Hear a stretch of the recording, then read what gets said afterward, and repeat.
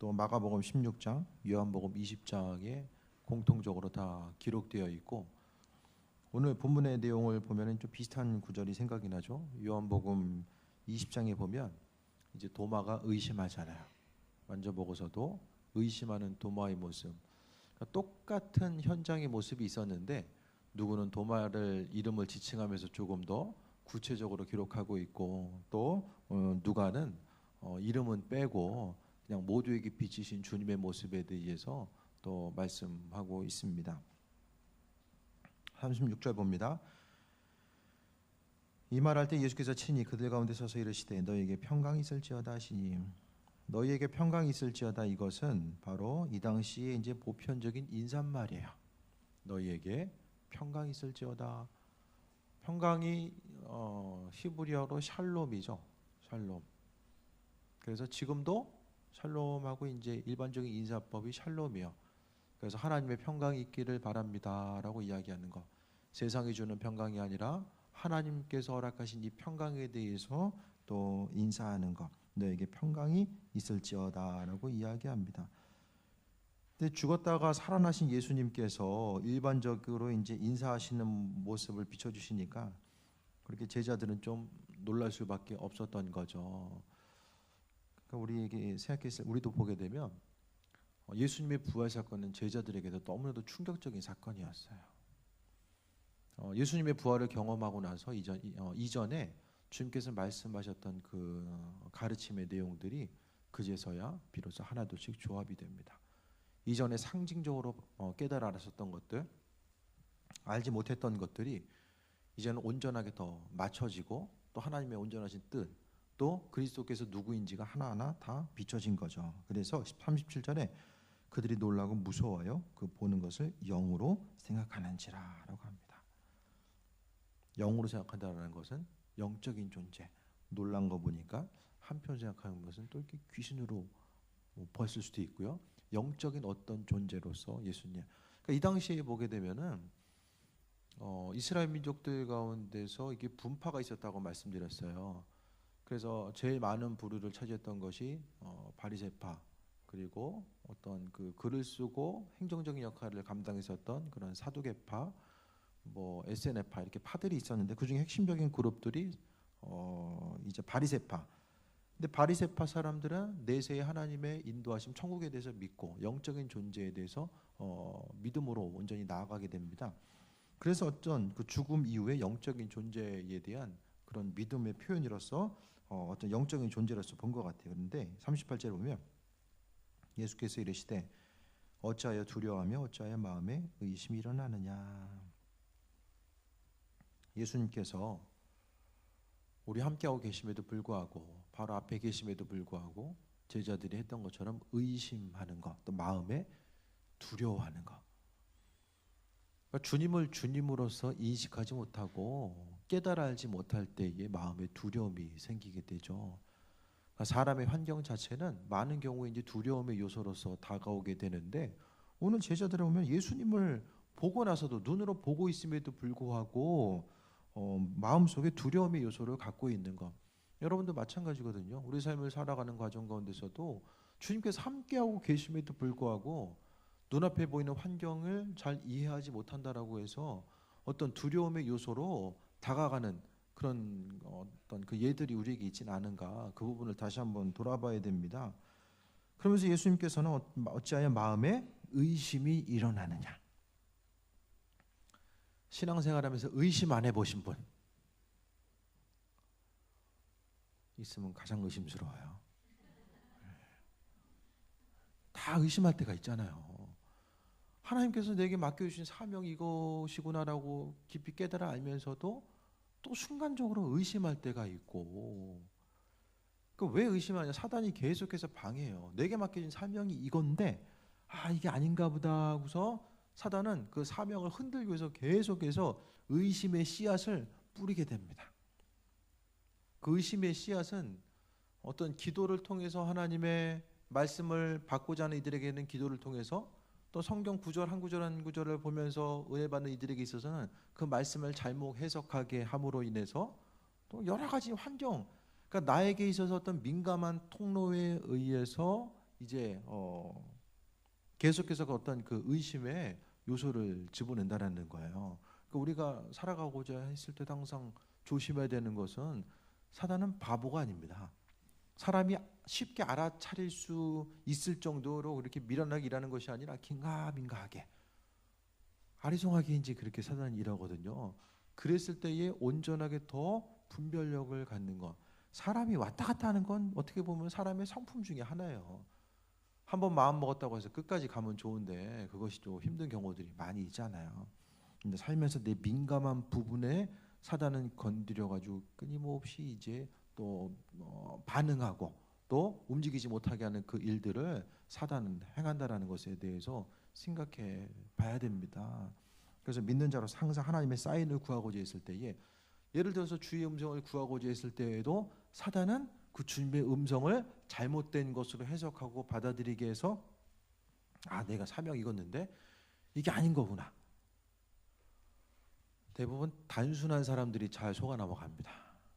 아주 단순한 사람들 하나 꽂히면 그것만 바라보고 가는 사람들이 그 순간적인 미혹에 넘어갈 가능성들이 이제 상당히 많이 있는 거죠. 그래서 내 성향이 좀 단순하다 그러면 좀 한 번쯤은 좀 더 의심하면서 가볼 필요가 있는데 어쨌든 우리의 삶을 통해서 하나님은 사명 주시고 이 길이다라고 말씀하시는데 사단은 의심하게 하는. 그래서 제자들도 지금 의심하고 있잖아요.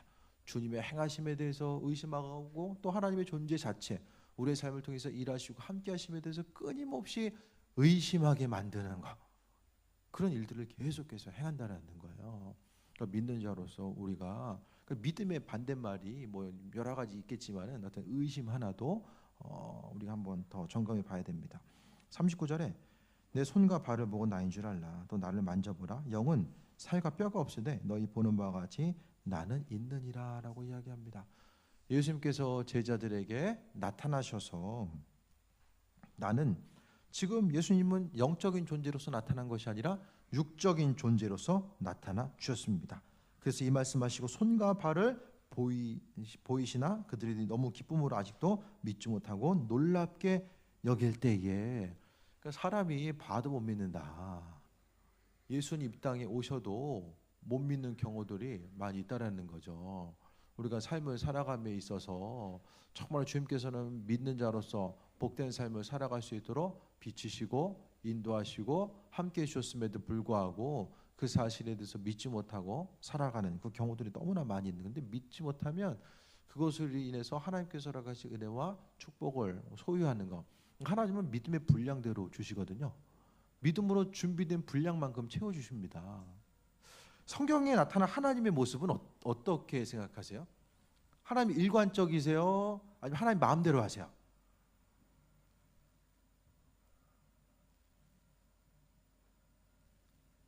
여러분 하나님의 일하심에 대해서 하나님은 일관적으로 아주 일관적으로 그분은 움직이시는 분이다. 간만에 손 한번 들어보겠습니다. 하나님은 일관적이다. 아니다. 아니면은 그 마음대로 하신다. 뭐 어깨 고장 나셨어요? 하나님의 일하심에 대해 생각하면은 하나님이 일관적이면 얼마나 신앙생활이 쉽고 편안할까요? 아주 일관적이면 그 공식 있잖아요. 공식. 그 공식대로 문제 풀면 쉽고 편안하잖아요. 우리도 하나님께서 어떤 신앙의 공식을 하나님께서 주셔가지고 그 공식대로만 하면은 인생 만사형통이다 하면 좋을 텐데 좀 재미는 없을 것 같아요. 그죠? 다 똑같이 그렇게 살아. 얼마나 좀 재미없을까요? 하나님은 문 밖에 서서 계속 두드리는 분이십니까? 아니면 문을 열고 그냥 직접 들어가는 분이십니까? 성경 얘기하니까 조금 헷갈리죠?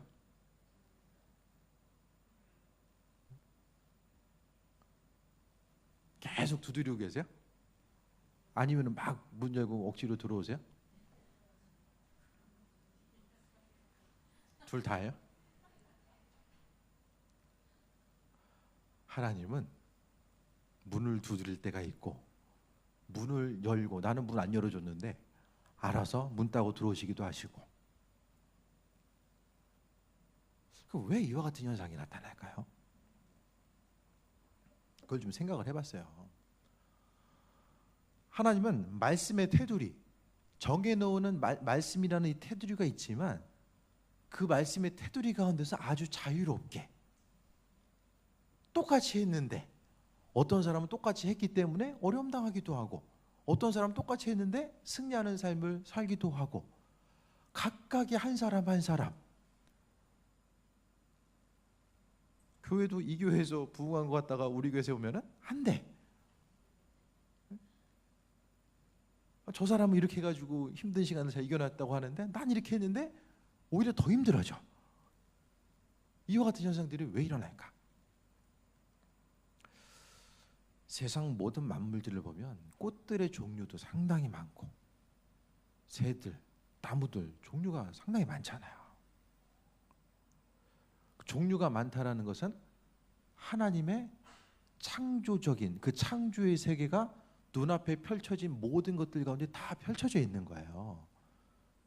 그렇기 때문에 그 하나님의 그 창조적인 하나님은 어떤 일정한 틀과 공식을 정해놓고 그 틀 가운데 우리 한 사람 한 사람을 끊임없이 맞추기만 하는 분, 그런 분이 아니라, 물론 하나님 말씀의 테두리가 있지만 그 테두리 가운데서 우리를 각 사람에 맞춰서, 왜?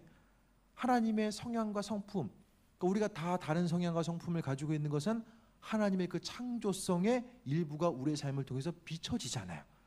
그렇기 때문에 하나님의 일하심은 너무나도 다양하고 풍성하고, 또 그것을 통해서, 하지만은 그 다양성과 풍성함 가운데서는 하나님의 사랑과 그 예비하심과 온전케 하심이 다 담겨져 있다라는 것입니다. 그게 더 난 거예요. 신앙생활하는 것 자체가 그 틀 가운데 너무나 박혀 있으면은 얼마나 재미없어요. 이렇게 하면은 다 잘 되고 이렇게 하면 다 망한대더라. 그러면은 믿음 생활이 별로 재미없을 것 같아요.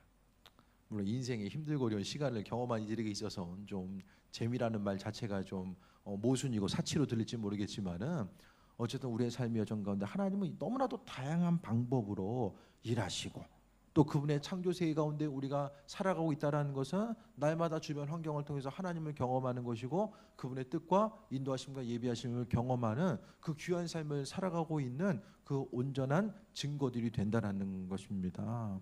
그래서 하나님은 어떻게 일하시는가? 그래서 어떤 사람 간증 듣고 나서 나도 저렇게 하면 되겠군 해가지고 그게 참고는 될 수 있지만 모든 사람에게 다 절대적인 요소로서 될 수는 없다는 거예요. 그래서 지난 시간에 제가 말씀드렸잖아요. 기도의 방법도 각자 조금 더 맞는 방법이 있다. 말씀 보는 방법도 조금 더 맞는 방법이 있고요. 그러니까 자녀들을 양육할 때도 그렇고 다 생각했을 때에 각자에 맞는 방법들이 있어요. 옆집에 이렇게 해가지고 잘됐대더라 해가지고 그거 그대로 가져와 봤자 별로 이렇게 유익이 되지 않는 경우들이 좀 많이 생긴다는 거죠. 그래서 하나님께서, 주님께서 나타나셔서 말씀하십니다. 여기 무슨 먹을 것이 있느냐? 예수님이 배고프셨나 봐요. 먹을 게 있냐라고 찾으셨어요.